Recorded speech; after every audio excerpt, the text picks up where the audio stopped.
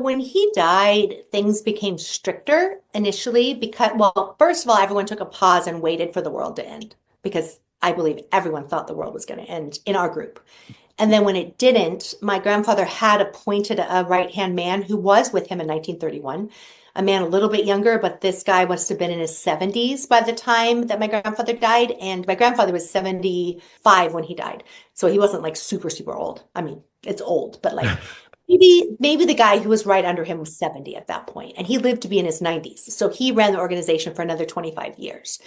And that man I had been raised with. In fact, he was there when I was born because my father wasn't. So the man who took over the organization was like the one who took care of my mom, that kind of thing. And it just became very, very strict because they didn't want it to fall apart. So then they all of a sudden started playing my grandfather's voice on like, in those days, like a cassette. And they'd have these big speakers and he would be like, it was like they had to prove that they weren't going to backslide. And that just happened to coincide with my adolescence. And so things got extremely strict there in ways that I don't think that other decades have experienced in quite the way I did. But they wanted to make sure, especially the leaders' kids, never broke a rule because they needed us to be pure. And So it was very intense.